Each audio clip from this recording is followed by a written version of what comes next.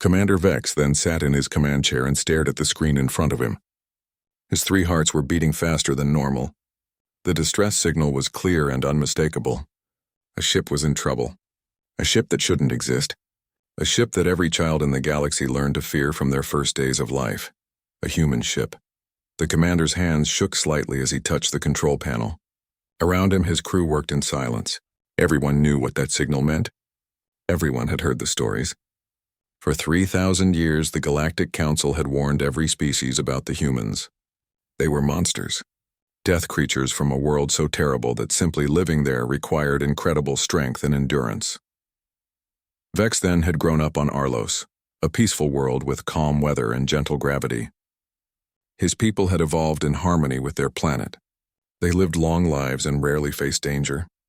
The idea of a planet that actively tried to kill its inhabitants seemed like something from a nightmare. Yet Earth was real, and the creatures it produced were real too. The legends were consistent across every culture. Humans had forward-facing eyes like predators. They could run for days without stopping, chasing their prey until it collapsed from exhaustion. They healed from wounds that would kill any civilized being. Their bones were dense and strong. Their muscles could tear through metal. Their teeth could crush and rend. They felt pain but ignored it. They knew fear but pushed through it. Most terrifying of all, humans never gave up. Never. If you knocked them down, they got back up. If you hurt them, they kept coming.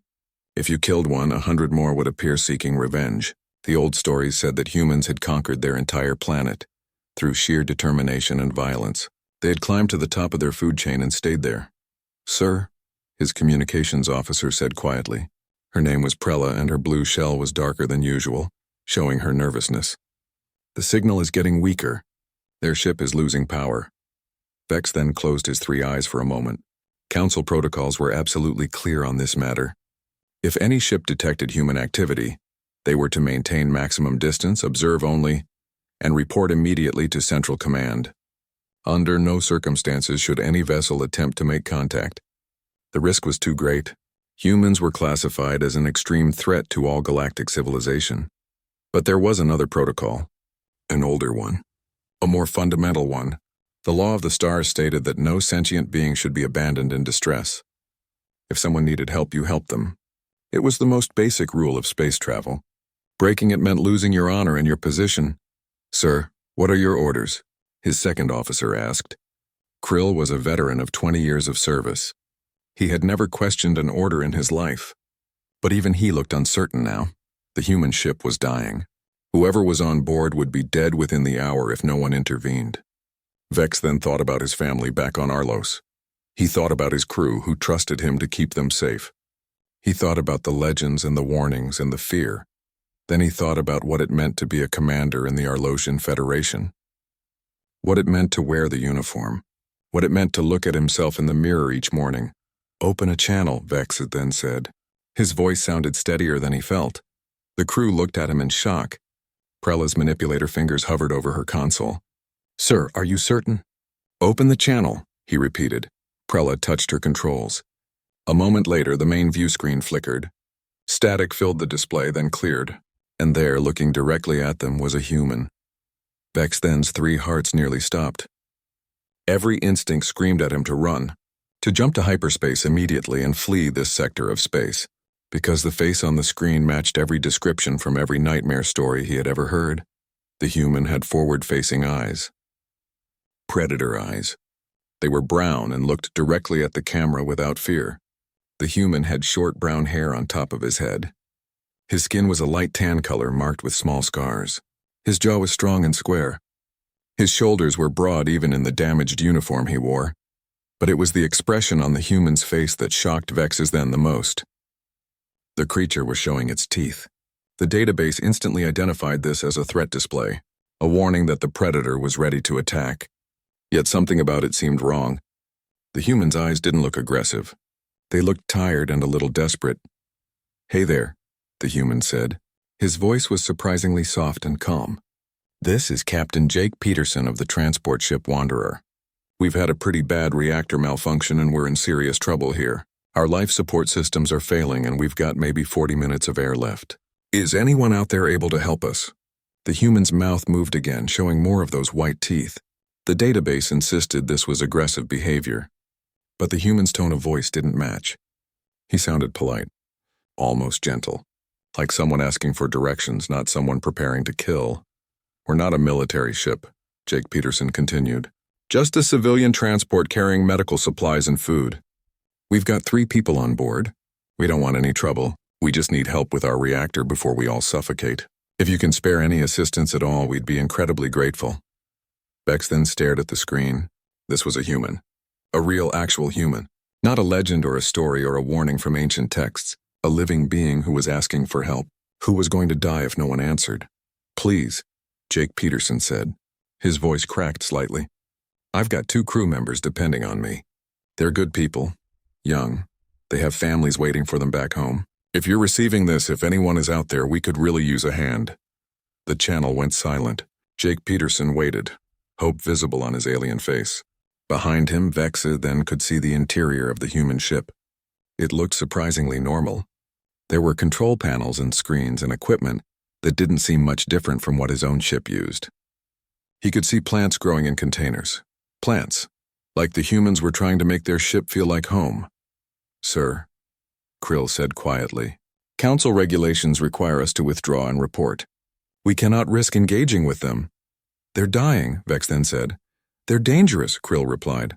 "Everything we know about them says they're the most dangerous species in the galaxy. If we let them aboard our ship, they could kill us all." Vex then looked at his second officer. Krill wasn't wrong. Every regulation, every warning, every piece of training said that humans were a threat. But Vex then kept looking at the face on the screen. At Jake Peterson, who was sitting in his dying ship, asking strangers for help. The captain thought about fear. Real fear. The kind that made your hearts race and your hands shake. He was feeling it now. But he also thought about duty, about honor, about the kind of person he wanted to be. "Prella, hail them back," Vex then said. His crew turned to look at him. No one moved. "That's an order," the commander said firmly. Prella slowly reached for her controls. The channel opened. On the screen, Jake Peterson sat up straighter, surprise clear on his face. "This is Commander Vex then of the Arlosian Federation ship Star of Morning," Vex then said. His voice only shook a little. "We have received your distress call. We are approaching your position now. Prepare for docking procedures." The human's expression changed. His eyes grew wider. His mouth opened slightly. Then that strange showing of teeth happened again, but this time it seemed different somehow. Warmer. "Thank you," Jake Peterson said, and his voice carried so much emotion that even across the species barrier, Vex then could hear it. "Thank you so much. You have no idea what this means to us." Vex then closed the channel and sat back in his chair. His hands were still shaking. He had just made a decision that could end his career, or end his life, or possibly change everything the galaxy thought it knew about humans. Around him, his crew began preparing for docking. They were scared. He could see it in their movements, hear it in their voices. But they trusted him. They would follow his orders even into potential danger. "All crew, this is the commander," Vex then said over the ship's communication system. "We are about to make contact with a human vessel. I want everyone to remain calm and professional. Follow all safety protocols. Keep your distance but offer assistance. We are going to help these people. We are going to do our duty." He took a deep breath with all 3 of his lungs. "And we are going to find out if the legends are true." The docking process took 12 minutes. To Vex then, it felt like 12 hours. His crew worked in tense silence, carefully aligning the Star of Morning with the damaged human vessel. Through the view screen, he could see the Wanderer up close now.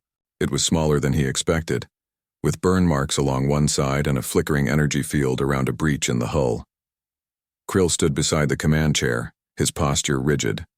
"Sir, I must formally object to this course of action." "For the record." "Objection noted," Vex then replied. "For the record, they could be armed. They could be lying about being a transport. This could be a trap." "It could be," Vex then agreed. "But look at that ship, Krill, look at the damage. If this is a trap, it's the most elaborate and dangerous one I've ever seen. They've destroyed half their own vessel just to lure us in. Humans are said to be that cunning." Vex then turned to face his second officer. "They're also said to breathe fire and eat their enemies alive. We can't believe every legend. Sometimes we have to use our own judgment." The docking clamps locked into place with a solid thunk that reverberated through the hull. Prella checked her instruments and looked up nervously. "Docking complete, sir. The airlock is sealed. Atmosphere is equalizing." She paused. "They're requesting permission to come aboard." This was it. The moment where everything could go wrong. Vex then stood up from his command chair and straightened his uniform.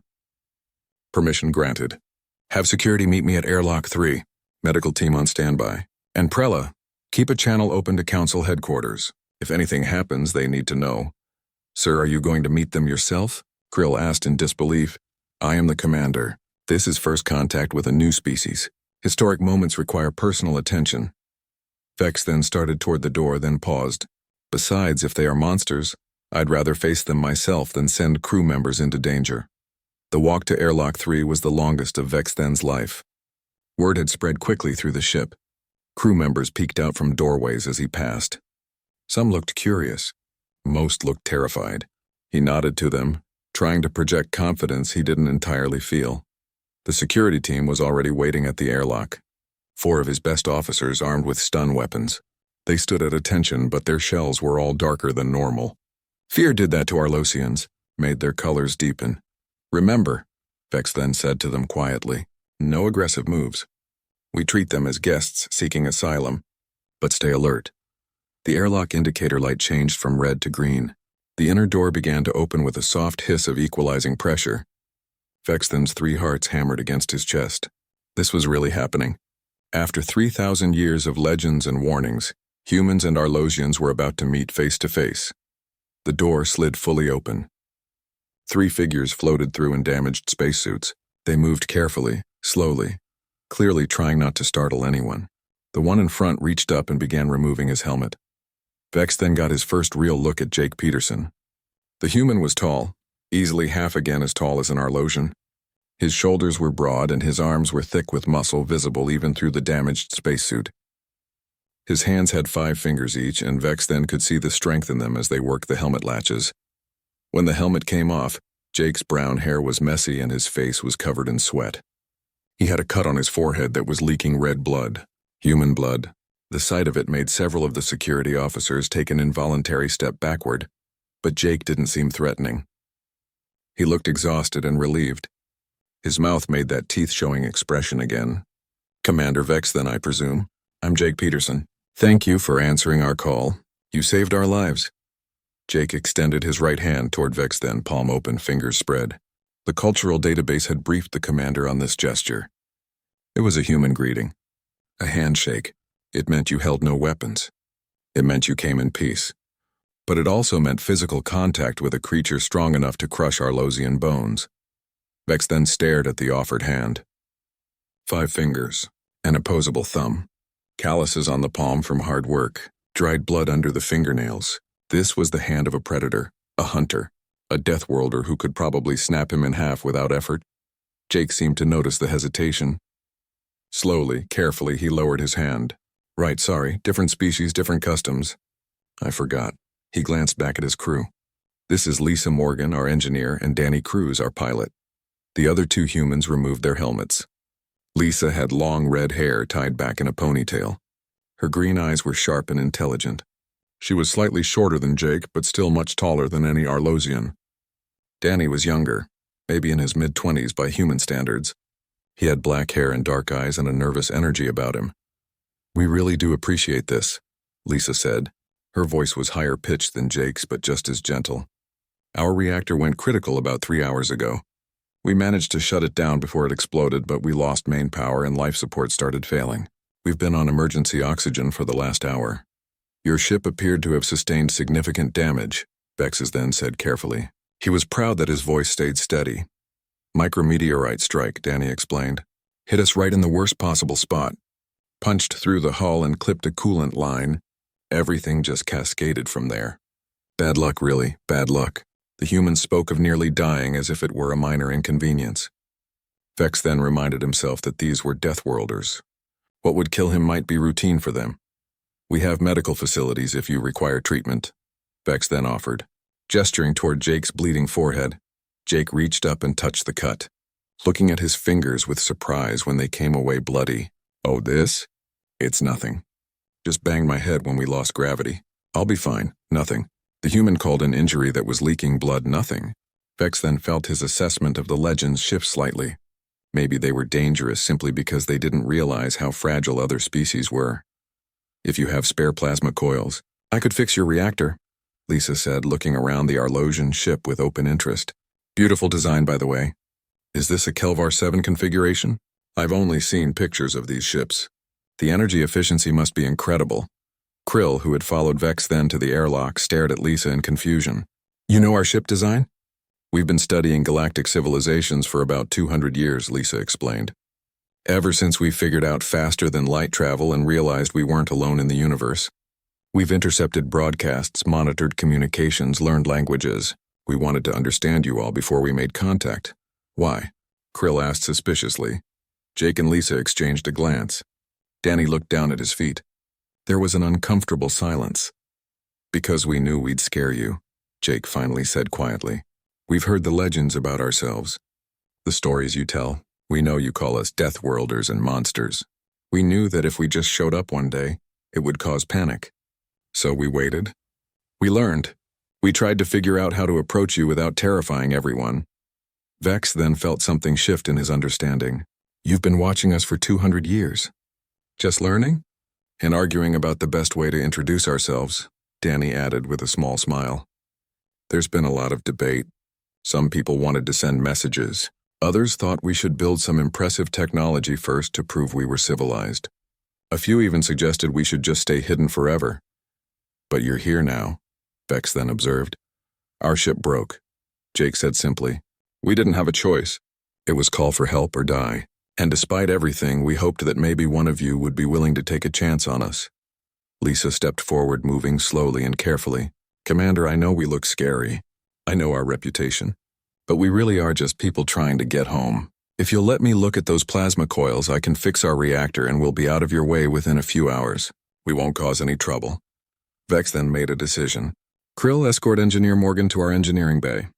Give her whatever supplies she needs. Krill's shell went almost black with shock. Sir, you cannot be serious. Letting a human access our engineering systems? She's offered to help. We're going to let her help. Vex then turned to Jake. Captain Peterson, you and pilot crews are welcome to rest in our medical bay while your engineer works. We'll have that injury looked at. Really, it's not necessary, Jake protested. I insist. Vex then gestured down the corridor. Please follow me. As they walked through the ship, something strange happened. The human crew didn't act like monsters. They acted like tired, grateful people. Jake asked questions about Arlosian culture with genuine curiosity. Danny made small jokes that were actually funny despite the translation issues. Lisa, working in engineering, treated the Arlosian equipment with respect and care. In the medical bay, the Arlosian doctor approached Jake nervously to examine his injury. The human sat perfectly still, making himself as small as possible, clearly trying not to frighten the much smaller doctor. This will sting, the doctor warned, applying an antiseptic. Jake didn't even flinch. Thank you for treating me, Doctor. I appreciate your care. With the Wanderer's reactor stabilized and running at 60% capacity, Jake invited Commander Vex then to visit the human ship. The Arlosian commander accepted, though he brought 2 security officers with him. Old habits died hard, even when those habits were based on legends that seemed increasingly questionable. The interior of the Wanderer surprised Vex then immediately. He had expected something harsh and militaristic, designed for survival in terrible conditions. Instead, the ship felt warm. The lighting was softer than on Arlosian vessels. The walls were painted in calm colors, and everywhere, absolutely everywhere, there were plants. Welcome to our home, Jake said, gesturing around. Sorry about the mess. We weren't exactly expecting company. The mess Jake referred to was minimal. A few tools left out from emergency repairs. Some personal items secured quickly when the crisis started. But what drew Vex then's attention were the plants. They grew in containers along the walls, hung from the ceiling, sat on every available surface. Green leaves, colorful flowers, even what looked like food crops. Why so many plants? Vex then asked. They make oxygen, filter the air, provide fresh food, and remind us of home, Lisa explained, appearing from the engineering section. She had grease on her hands and looked satisfied with her work. Plus, they're alive. Having living things around makes a ship feel less lonely during long voyages. Danny was working at a control console, carefully restoring systems one at a time. We've been in space for 4 months on this run, hauling medical supplies and food to the outer colonies. Human colonies, I mean. We've got 3 settlements out past the Kepler sector.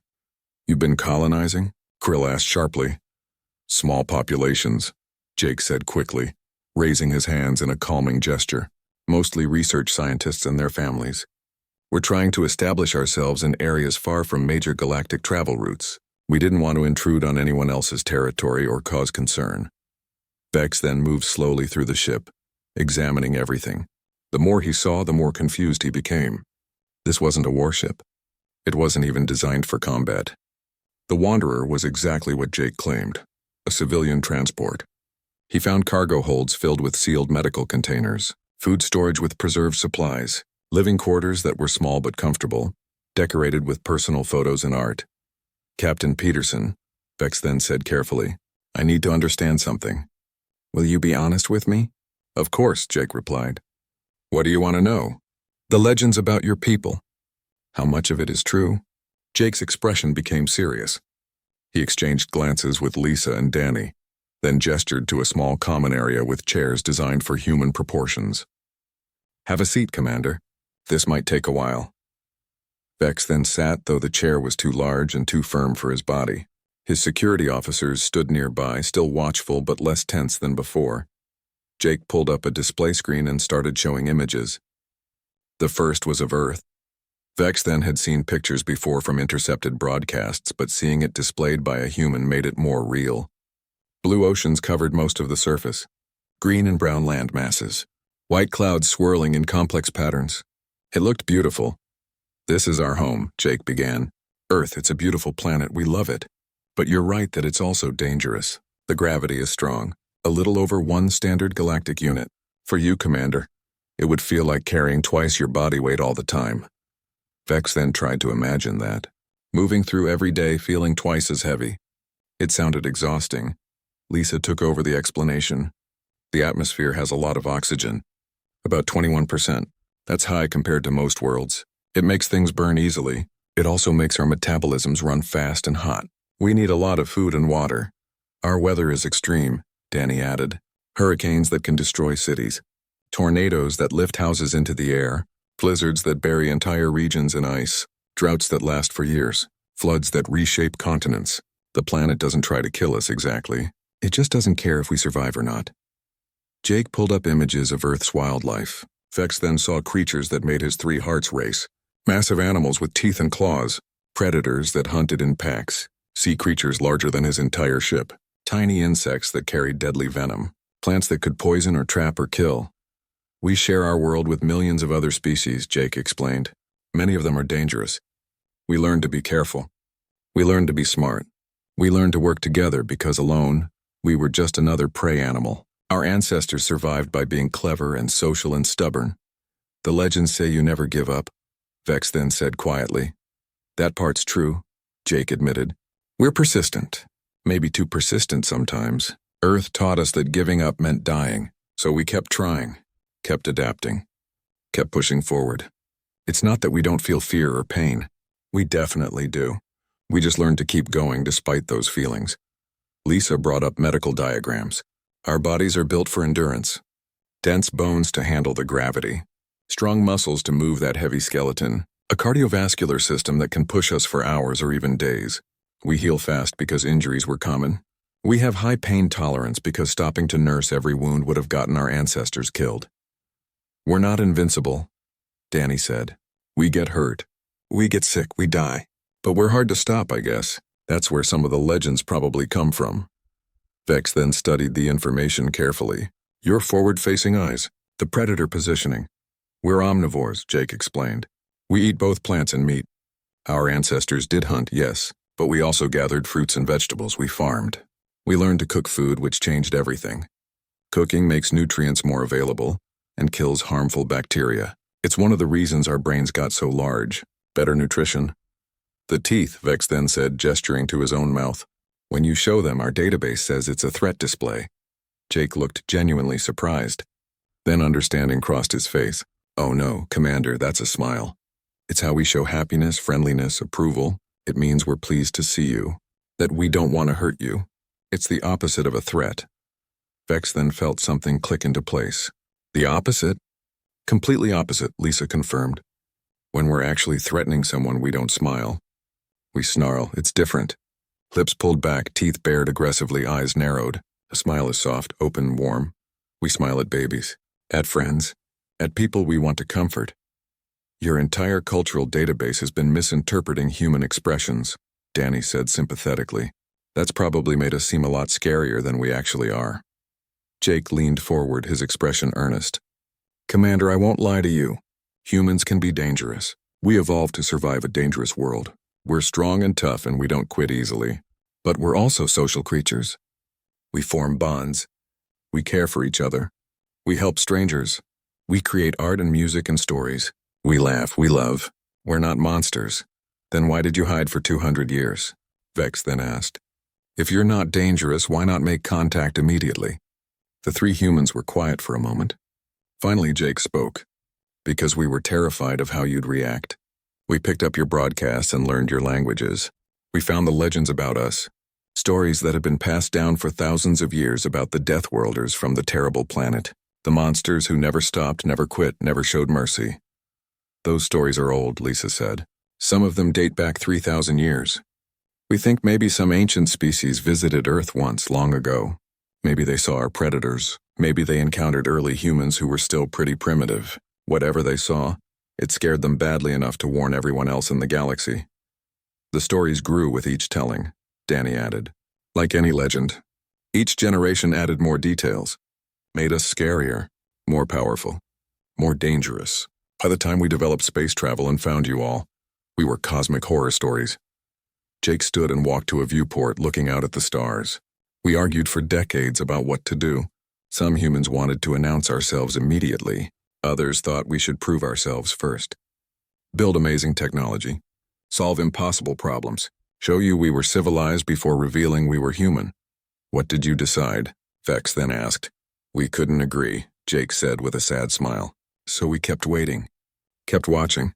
Kept hoping for the perfect moment that never came. We have ships like the Wanderer that travel far from galactic trade routes. We avoid areas where we might be detected. We live quietly on our colony worlds and try not to draw attention. That sounds lonely, Vex then observed. It is, Lisa admitted. Very lonely. Humans are social. We want to meet new people, learn new things, share ideas. Being cut off from the galactic community hurts, but we thought it was better than causing panic. Danny pulled up a star map. See this area? This is where we've been concentrating our activities. Far from your major worlds, far from trade routes. We've been so careful to avoid you all. And then today, a micrometeorite hit us in exactly the wrong spot and suddenly all our careful planning didn't matter.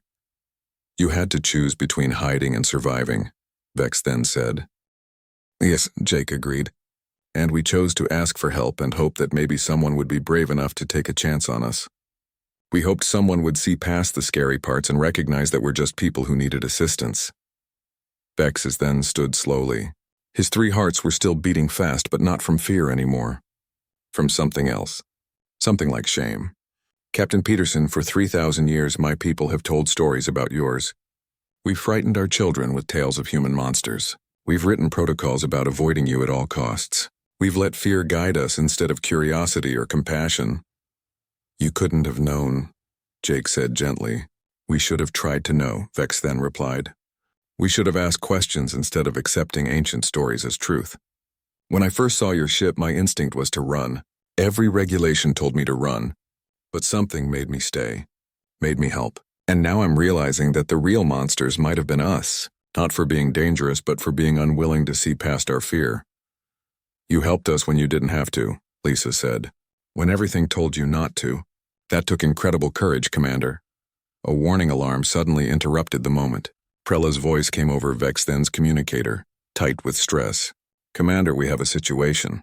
3 council warships just dropped out of hyperspace. They're hailing us. Vex then felt his 3 hearts sink.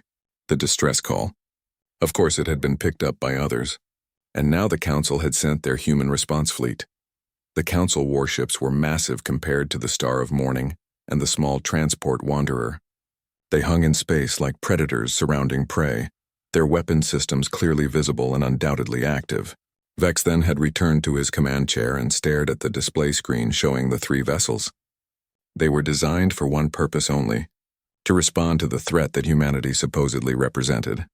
"This is Council Commander Tralcor of the Enforcement Fleet." A harsh voice came over the communication channel. "Arlosian vessel Star of Morning, you are ordered to withdraw immediately. Human vessel Wanderer, you are surrounded. Power down all systems and prepare to be boarded. Any resistance will be met with immediate destruction." Jake had followed Vex then back to the Arlosian ship and now stood on the bridge, still wearing his damaged spacesuit. His face was calm, but his jaw was tight. Lisa and Danny had returned to their own ship to manage systems. "Commander Tralcor," Vex then said carefully. "This is Commander Vex then of the Star of Morning. The human vessel experienced a critical malfunction. They are a civilian transport with no weapons. I rendered assistance as required by law." "You violated quarantine protocols," Tralcor snapped back. "You made unauthorized contact with a prohibited species. Your actions have endangered not only your crew but potentially the entire sector." Jake stepped forward slowly, raising his hands to show they were empty. "Council Commander Tralcor, this is Captain Jake Peterson of the Wanderer. Sir, I want to be completely honest with you. I know the legends about my people. I know you've been warned about us for thousands of years. I know you believe we're dangerous. Your reputation speaks for itself," Tralcor replied coldly. "But it's based on old stories," Jake continued.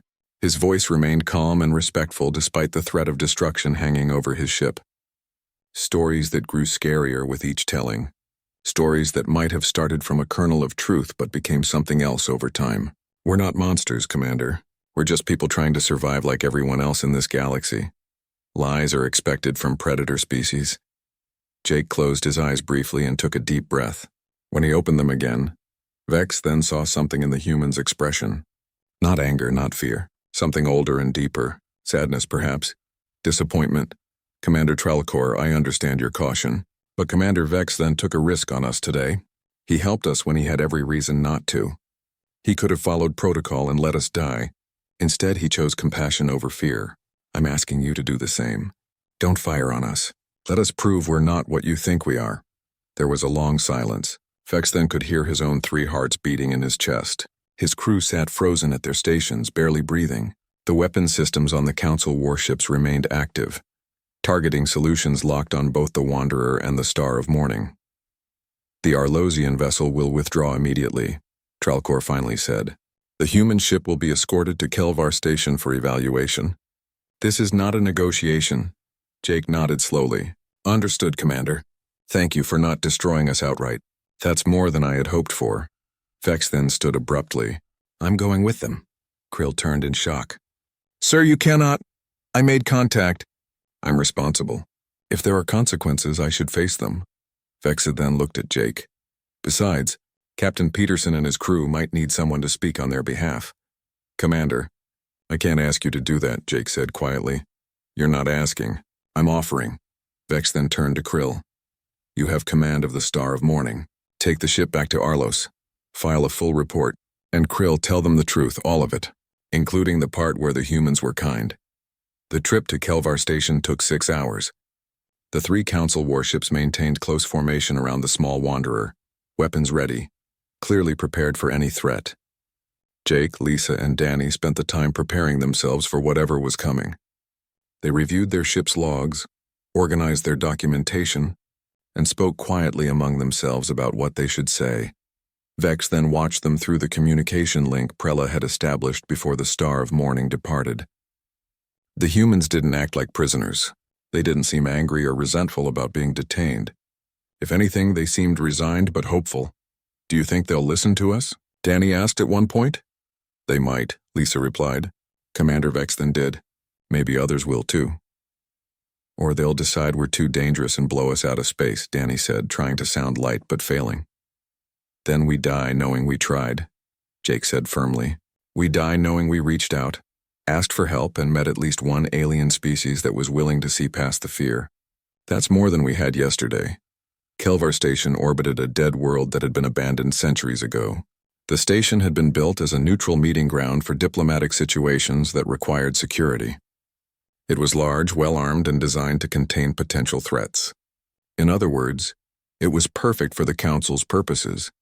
Upon docking, Jake, Lisa, and Danny were separated from their ship and escorted to what the Council diplomatically called observation quarters. Vex then saw the rooms through a monitoring screen. They looked comfortable enough, but the doors were locked and guards were posted outside. The humans were prisoners in all but name. Vex then himself was taken to a different section of the station, a tribunal room where representatives from 5 different council species waited behind a raised platform. The chamber was designed to be intimidating, and it worked. Vex then felt small and exposed as he stood before the council. Council Speaker Narration presided over the proceedings. She was a member of the Crystalline Confederation, and her body refracted the chamber's lights into rainbow patterns. Her voice chimed like bells, beautiful but cold. Commander Vex is then of the Arlosian Federation, she began formally. You have been brought before this tribunal to answer for serious violations of council protocols. You made unauthorized contact with a prohibited species. You brought humans aboard your vessel. You shared our technology and gave them direct access to our systems. Do you deny these charges? I do not deny them, Speaker, Vex then replied. I made those choices knowingly. Then you admit your guilt? I admit my actions. Whether they constitute guilt is for you to decide. Another council member spoke, a Vecran named Counselor Zhen. His insectoid features made his expressions hard to read, but his tone was sharp. Commander, you have served the Federation for 20 years with distinction.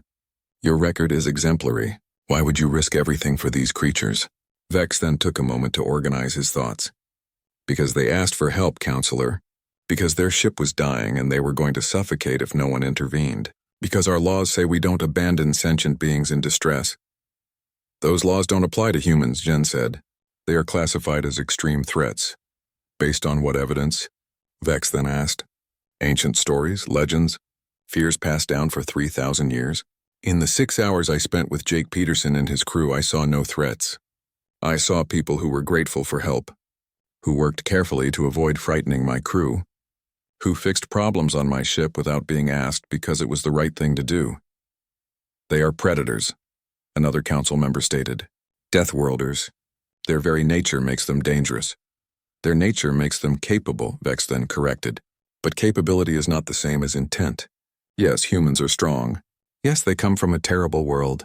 Yes, they could probably hurt any of us if they chose to. But they didn't choose to.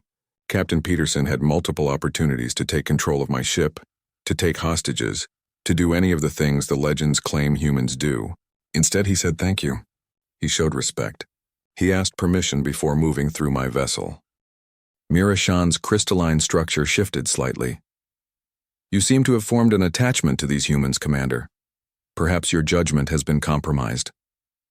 Perhaps my judgment is finally clear, Vex then replied. For my entire life, I've been told to fear humans, to avoid them at all costs, to treat them as monsters. But when I actually met them, when I looked past the legends and saw the reality, I found something different.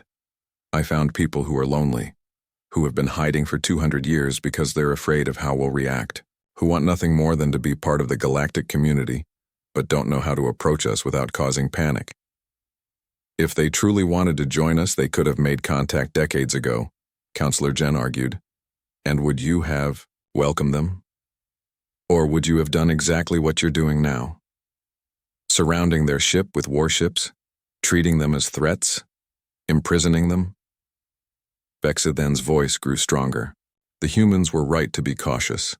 They knew how we'd react because they've been listening to us for 2 centuries. They've heard every story, every warning, every expression of fear. They stayed away because they didn't want to frighten us. How is that monstrous? The tribunal members spoke quietly among themselves for several minutes. Finally, Narration turned her attention back to Vex then. The council will interview the humans directly. You are confined to quarters until we reach a decision regarding your fate. This tribunal is adjourned. In their observation quarters, Jake, Lisa, and Danny waited. The rooms were comfortable enough, with furniture that had been hastily adjusted to accommodate human proportions. There was food and water, though it was all plant-based since the council wasn't sure what humans could safely eat. Danny paced nervously. Lisa sat quietly, her mind clearly working through scenarios. Jake stood at the window looking out at the stars. They had been separated from their ship, from their supplies, from any way to defend themselves. They were completely at the Council's mercy. "What do you think they'll do to us?" Danny asked. "Don't know," Jake replied honestly. "Best case, they let us go with a warning to stay out of Council space. Worst case, they decide we're too dangerous to live." "And everything in between?" Lisa asked. "Everything in between is what we have to hope for. A chance to explain, a chance to show them who we really are. A chance to prove the legends wrong." Jake turned from the window and looked at his crew. "No matter what happens, I'm proud of both of you. We did the right thing. We asked for help instead of dying alone in space. We trusted that someone would be brave enough to answer, and Commander Vex then did." "One person out of billions," Danny said. "One person is all it takes to start changing minds," Jake replied. "Vex then took a chance on us. Now we need to make sure that chance wasn't wasted." The Council's interview with the humans was scheduled for the following morning, but something unexpected happened during the night. Word had spread throughout Kelvar Station that real humans were in custody. Humans. The legendary monsters from the old stories. Creatures that had haunted galactic nightmares for 3,000 years. Station personnel began finding excuses to walk past the observation quarters. Scientists requested permission to study the humans. Engineers wanted to examine their ship. The curiosity was overwhelming, and it surprised everyone, including the Council members. "We should capitalize on this interest," Counselor Jen suggested during a private meeting. "Allow controlled observations. Let our people see what humans actually look like." Narration considered this carefully. "It could be dangerous if the humans prove hostile." "They've been in custody for 14 hours, another council member pointed out. 3 armed guards outside their door. They've made no attempt to escape or threaten anyone. They've been cooperative and polite according to all reports." "Very well," Narration decided. "Limited observation, but maintain security protocols."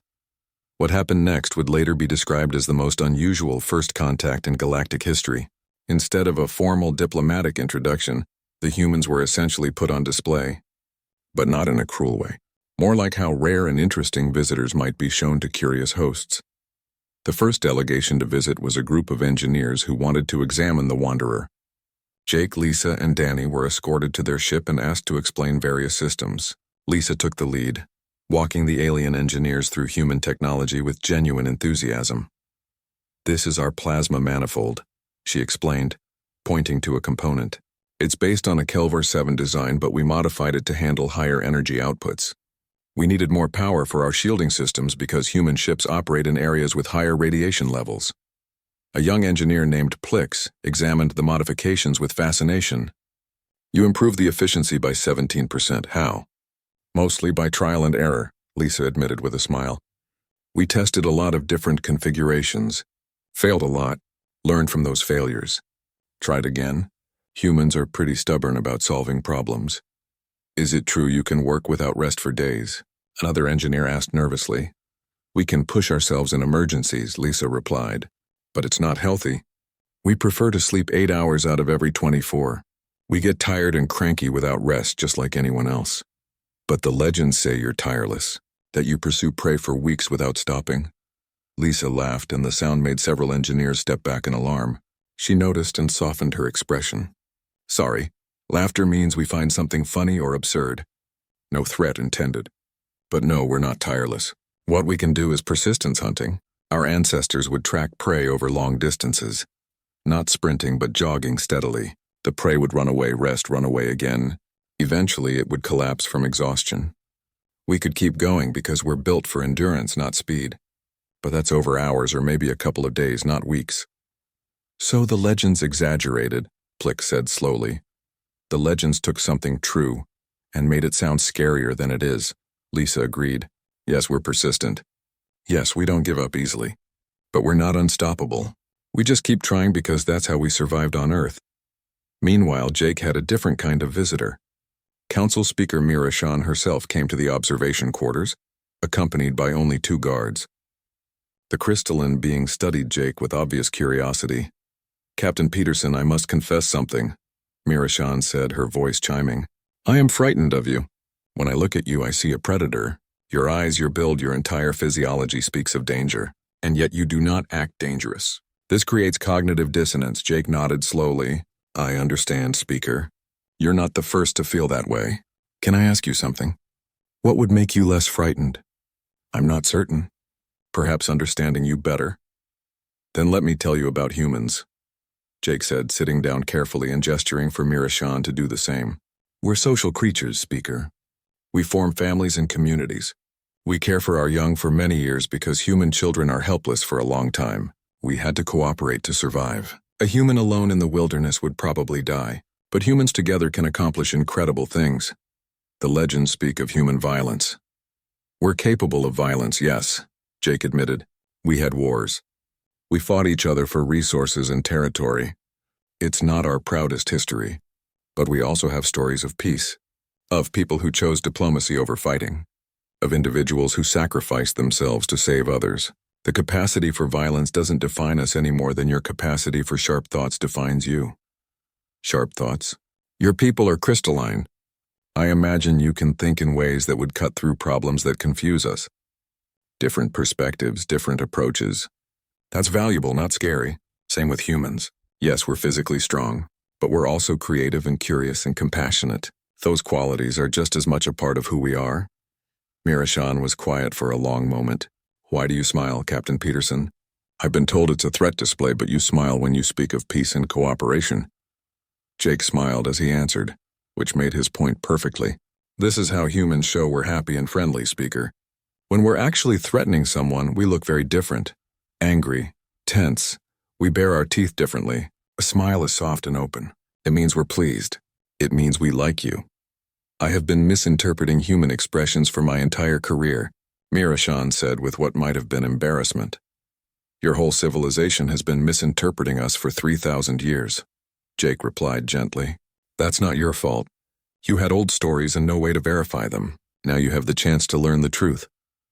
Over the next 2 days, something remarkable happened. More and more station personnel requested to meet the humans.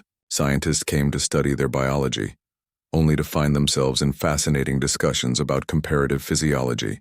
Linguists came to analyze their speech patterns and ended up learning about human poetry and music. Even some of the military personnel, initially hostile, began to soften after talking with Danny. Danny had a gift for making people laugh. His terrible jokes worked across species barriers because the absurdity was universal. When a serious military officer asked about human combat tactics, Danny replied, "Our main tactic is to avoid combat if possible. Fighting is expensive, dangerous, and makes people cranky. We'd rather talk things out over food. But if you must fight," the officer pressed, "then we fight smart, not hard. We use tools and tactics. We work together. We try to win quickly so fewer people get hurt. War isn't glorious in human culture. It's tragic. We honor those who fight, but we celebrate those who prevent fights." The officer looked surprised. "The legends say humans love battle." "The legends are wrong about a lot of things," Danny said with a smile. Perhaps the most significant moment came when a group of medical personnel examined the humans.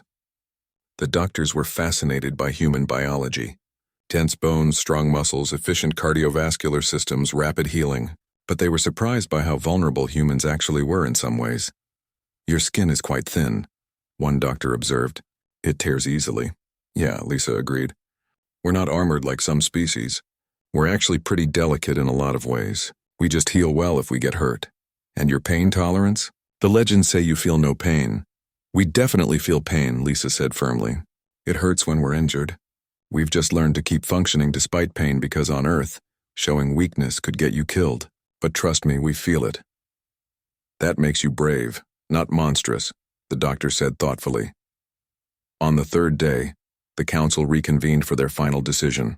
The tribunal chamber was filled with observers now, representatives from dozens of species who had become invested in the outcome. Jake, Lisa, and Danny stood before the council looking tired but dignified. Narration spoke first. "Captain Peterson, Engineer Morgan, Pilot Cruz. This tribunal has spent 3 days investigating your species. We have examined your ship, studied your biology, and most importantly, spent time speaking with you. We must now render our judgment." Jake straightened his shoulders, ready for whatever came next. "For 3,000 years," Narration continued, The Galactic Council has warned against humanity. We called you monsters. We said you were dangerous, violent, and untrustworthy. We created protocols to avoid you at all costs. Today this council must acknowledge that we were profoundly wrong. A murmur rippled through the chamber. You are strong, yes.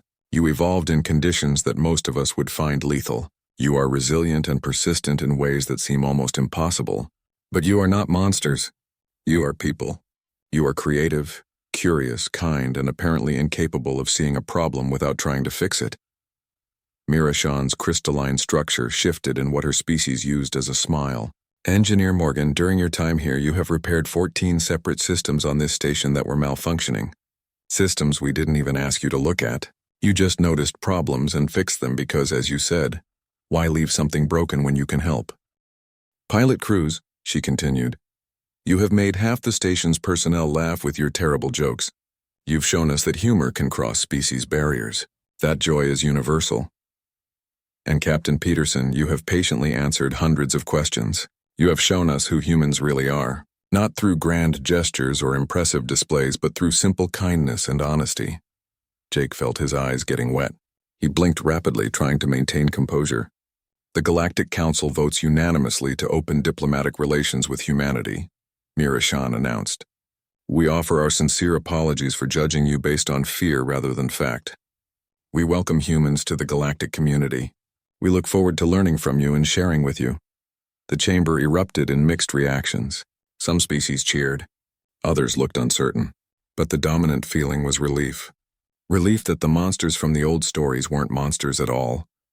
Vex then, who had been watching from a separate area, felt his 3 hearts swell with pride. He had been right to help them, right to take that chance. The Wanderer was fully repaired over the next week, with upgrades and improvements as an apology for the rough treatment. Jake, Lisa, and Danny prepared to return to Earth to deliver the news that would change human civilization forever. They were no longer alone, no longer hiding, no longer the monsters from galactic nightmares. As they prepared to depart, Vex then came to say goodbye.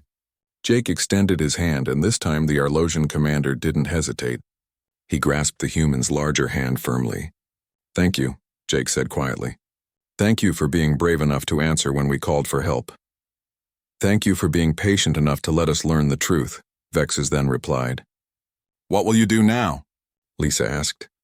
Return to Arlos and tell everyone what I've learned. Help prepare my people for meeting humans. There will be fear at first, but I think we can overcome it. We'll do the same on Earth, Danny said. Let everyone know that first contact went well, that we're finally going to meet our neighbors. As the Wanderer pulled away from Kelvar Station, new stories began spreading across the galaxy. Not the old legends of death-worlders and monsters. New stories. True stories. Stories about the humans who smiled when they were scared, who helped when they were hurt, who asked for a hand when they needed one and offered a hand when others needed help. On Earth, billions of humans waited to finally step out of the shadows, to show the galaxy who they really were, to prove that the scariest thing about monsters was that sometimes they weren't monsters at all. Sometimes they were just people waiting for someone to give them a chance to be seen. And Jake Peterson, standing on the bridge of the Wanderer, smiled as he looked at the stars ahead. Real, genuine human smile, because after 200 years of hiding, humans were finally going home, not to Earth. Home to the greater community they had always belonged to but never been able to join. The age of human legends was over. The age of human friends had begun.